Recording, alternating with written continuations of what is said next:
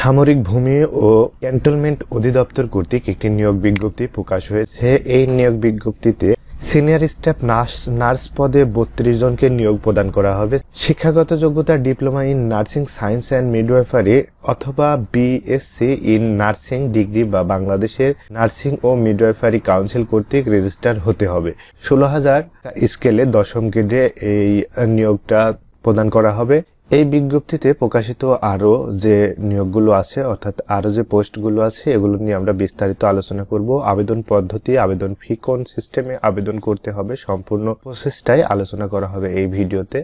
আপনারা সামরিক ভূমি ও ক্যান্টনমেন্ট অধিদপ্তরের ওই ওয়েবসাইট থেকে বিজ্ঞপ্তিটা দেখে নিতে পারবেন। আমরা এখন বিস্তারিত বিজ্ঞপ্তিটা পড়ে নিব। গণপ্রজাতন্ত্রী বাংলাদেশ সরকারের সামরিক ভূমি ও ক্যান্টনমেন্ট অধিদপ্তর, প্রতিরক্ষা মন্ত্রণালয়, ঢাকা সেনানিবাস কর্তৃক নিয়োগ বিজ্ঞপ্তি প্রকাশিত হয়েছে এবং ক্যান্টনমেন্ট বোর্ড ও বোর্ড পরিচালিত হাসপাতাল সমূহের বিভিন্ন ক্যাটাগরির নিম্নবর্ণিত পদসমূহে নিয়োগ প্রদান করা হবে। নিম্নবর্ণিত পদসমূহে বাংলাদেশের প্রকৃত যোগ্যতা সম্পন্ন নাগরিকদের নিকট হতে দরখাস্ত আহ্বান করা হচ্ছে। Junior consultant medicine, junior consultant gynae, junior consultant orthopaedic, junior consultant pathology, junior consultant radiology and imaging, junior consultant চক্ষু, জুনিয়র কনসালটেন্ট নাক কান গলা।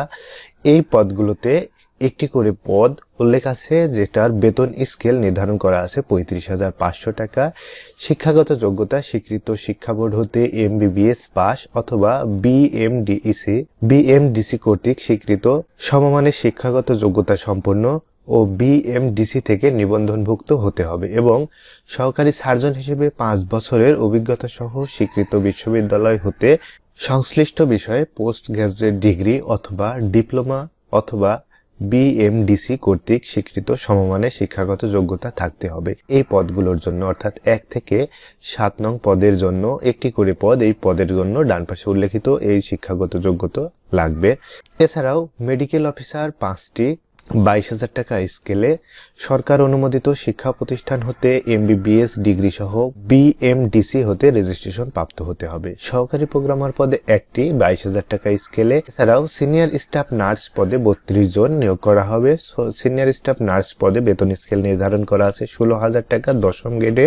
এই পদে নিয়োগের জন্য স্বীকৃত প্রতিষ্ঠান হতে শিক্ষা প্রতিষ্ঠান থেকে diploma in nursing science and midwifery এবং বিএসসি নার্সিং ডিগ্রি এবং বাংলাদেশের নার্সিং ও মিডওয়াইফারি কাউন্সিল কর্তৃক রেজিস্টার হতে হবে।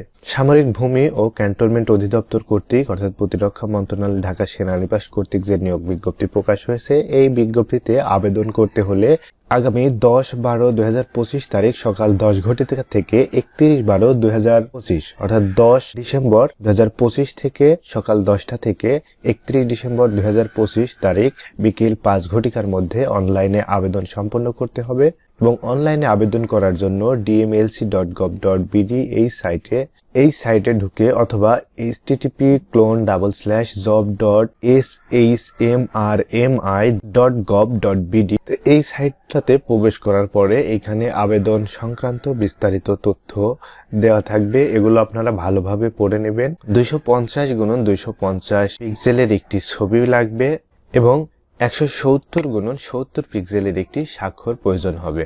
এছাড়াও এই আবেদন সংক্রান্ত বিস্তারিত এখানে দেয়া আছে।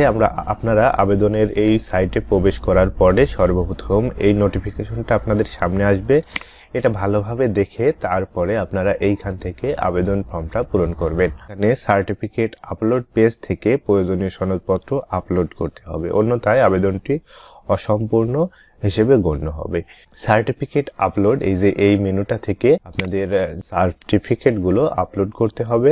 এই নিয়োগ বিজ্ঞপ্তিতে মোট 45টি পদের উল্লেখ আছে এবং ক্যান্টনমেন্ট বোর্ড ও বোর্ড পরিচালিত হাসপাতাল সমূহের জন্য এই নিয়োগ বিজ্ঞপ্তিটা।